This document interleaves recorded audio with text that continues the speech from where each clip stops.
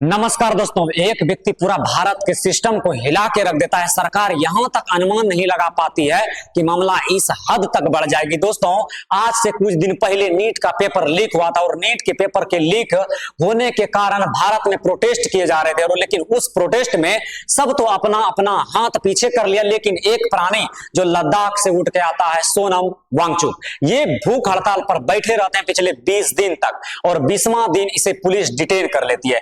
बात मैं आज इस प्रकार करूंगा क्योंकि कुछ लोग कहते हैं कि पुलिस इसे जबरदस्ती उठा करके लेके गई है और कुछ लोगों का मानना है कि नहीं, ये जो है कानूनन अधिकार है। तो आज के विषय में हम समझेंगे कि किस प्रकार सोनम वांगचुक जी को उठा के पुलिस ले गई और क्या हमारे फंडामेंटल राइट्स कहता है, आज के विषय पे जानेंगे। साथ में हम ये भी जानेंगे कि इस व्यक्ति के पीछे ऐसे कौन कौन से व्यक्तियों का हाथ है जो आज पूरा प्रोटेस्ट जो है कहीं ना कहीं एक उच्च चरण ले लिया है। आप सभी को पता है कि जिस प्रकार प्रोटेस्ट हो रहा है, इस प्रोटेस्ट को देख करके अनुमान लगाया जा सकता है कि भारत के युवा कहीं ना कहीं सत्ता पार्टी के बहुत बड़े दुश्मन बने हुए। क्यों? सिस्टम से लड़ रहा है वो लोग। सिस्टम जिस प्रकार से नीट में पेपर लीक हुआ, 20 से 25 बच्चों का जान गया, उस बच्चों को न्याय मिले, इसलिए ऐसे व्यक्ति निकल करके आए हैं। लेकिन इसके विषय में थोड़ा सा और चर्चा करेंगे, लेकिन पहले हमारा फंडामेंटल राइट्स क्या कहते हैं उसको थोड़ा सा जानते हैं। देखिए,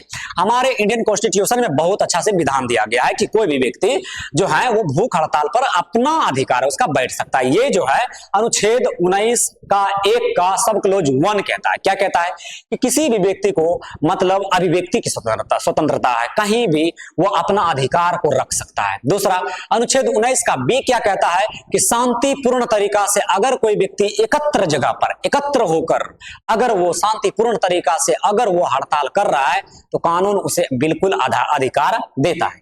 लेकिन यह भी एक पक्ष कहता है कि आर्टिकल जो है 19 का 2 और 19 का 3 के तहत कहता है कि अगर कोई व्यक्ति का इस प्रकार हालात हो जाता है कि वो एकदम मतलब खिलाफ फंडामेंटल राइट के खिलाफ जा रहा है, तो उसके अनुसार मतलब अगर देखा जाए तो उसमें यह भी दिया गया व्यक्ति की गरिमा को बनाए रखना कि उस व्यक्ति पर बिल्कुल भी कोई क्षति ना हो, इसलिए सरकार जो है सुरक्षा उसे देने का काम करते हैं। सोनम वांगचुक को सुरक्षा दिया गया था।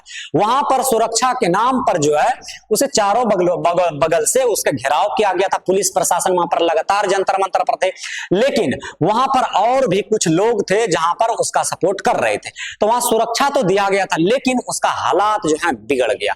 और जब हालात बिगड़ गया तो हमारे संविधान के जो अनुच्छेद 21 है, 21 हमारे संविधान के अनुच्छेद 21 क्या कहता है, यह बहुत अच्छा से कहता है कि किसी भी व्यक्ति का गरिमापूर्ण जीवन जीने का अधिकार है।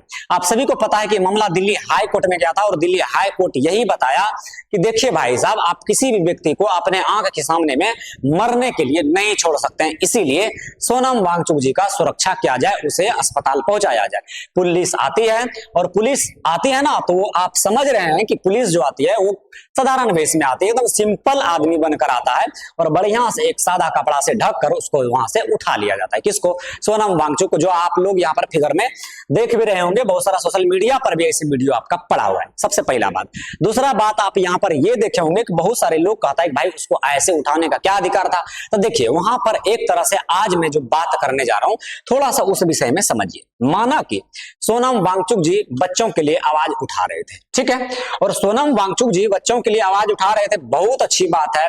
भूख हड़ताल जो है हमारे देश में एक कानूनन अधिकार दिया गया है, लेकिन ये प्राणी, कुछ लोग इस पर इल्जाम लगाते हैं या हकीकत है ये देखना होगा।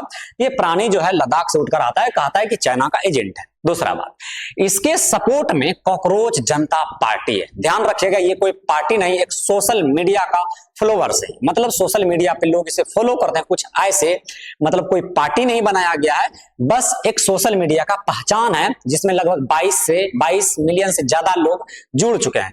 और लोगों का ये भी अनुमान है कि ये 22 मिलियन से ज्यादा ये इंडियन नहीं है, ये इटालियन है, ये जर्मनी के लोग हैं, ये ध्रुव राठी के लोग हैं, और ये लोग पाकिस्तानी, ज्यादातर मुसलमान जुड़े हुए हैं इसमें। तो ये व्यक्ति जो है कॉकरोच जनता पार्टी का जो आपको लीडर दिखेगा वो अभिजीत दीपके, कहीं ना कहीं वो और उसके साथ में जो कुणाल कमरान है, उसके साथ में अरुंधति रॉय है, जिन्होंने बहुत घटिया सब बयान दिया।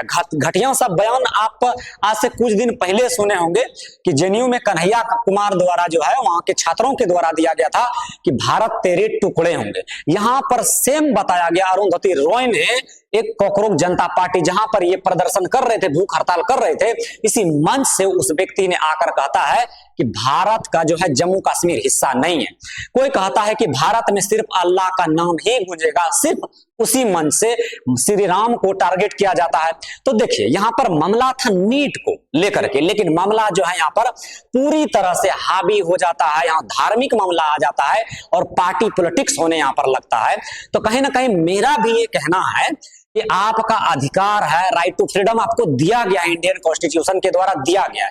आप अपने अधिकारों को रख सकते हैं यहां पर कि आप अपने अधिकारों को रख करके, लेकिन आप यहां पर धार्मिक चीजों को गलत नहीं बता सकते। यानी कि आप अपने धर्म को मानिए या ना मानिए, आपको फर्क नहीं है, लेकिन किसी के धर्म को नीचा दिखाने का आपको बिल्कुल भी अलाउड नहीं है। और वहां पर कुछ ऐसे लोग थे जिन्होंने भारत तेरे टुकड़े होंगे इस प्रकार का नारा लगाया गया। और जिस प्रकार से प्रोटेस्ट हो रहा है, इस प्रोटेस्ट में आप लोग देख रहे होंगे, इस प्रोटेस्ट में जो है कहीं ना कहीं एक तरह से दिल्ली पुलिस पर अटैक, पत्थरबाजी किया है। क्या ये शांतिपूर्ण तरीका था? आंसर है नहीं। अब संसद भवन को घेरने का प्रयास किया। यहां पर सरकार से भी एक निवेदन है कि सरकार, इतना बड़ा मामला हो जाता है फिर भी सरकार सामने निकलकर क्यों नहीं आती है? सरकार अपना सफाई क्यों नहीं देता? जब धर्मेंद्र प्रधान जी का इस्तीफा मांग रहे थे तो धर्मेंद्र प्रधान जी आते और उन्होंने जस्टिफाई उसे करना चाहिए ना कि हम आपको बता रहे हैं कि अगले बार से ऐसा गलती नहीं होगा, हमसे गलती हो गया या फिर हमारे सिस्टम से गलती हुआ, हम उसको सुधारने का प्रयास करेंगे, कुछ तो बोलता। लेकिन ऐसा कुछ भी बयान नहीं दिया गया और मामला इतना हद तक बढ़ गया कि दिल्ली में आज लगातार जो है 1 महीना से प्रोटेस्ट जारी है। और इसमें कितना स्टूडेंट है, कितना नहीं है, कितना देशद्रोही भी इसमें शामिल है, क्योंकि मौका का फायदा बहुत लोग उठाना चाहता है और यही सब मौका तो ढूंढता है। ध्रुव राठी का बयान सुनिए। क्या वो कभी भारत का सगा हुआ है? आंसर है नहीं। आप अभिजीत दीपके को ले लीजिए, ये कॉकरोच जनता पार्टी बना के रखा है, ये कहीं ना कहीं भारत विरोधी बहुत सारा बयान दिया है।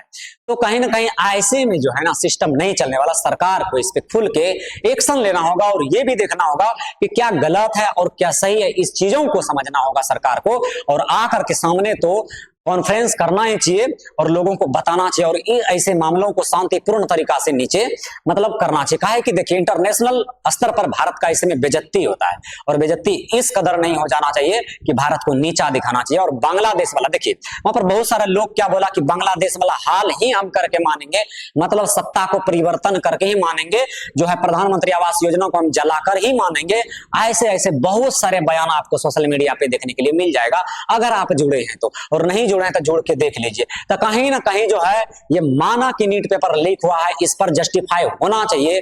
स्टूडेंट के साथ जो स्टूडेंट मरे उसका जस्टिफाई होना चाहिए, उसे मुआवजा मिलना चाहिए, उसका अधिकार मिलना चाहिए। लेकिन कहीं ना कहीं भारत को तोड़ने का जो बात कर रहा है ये बहुत गलत बात है और ऐसे बिल्कुल नहीं करना चाहिए। आपको पार्टी से दिक्कत हो सकती है, पार्टी का विरोध करो, लेकिन देश को तोड़ने का भाई बिल्कुल भी काम नहीं करो।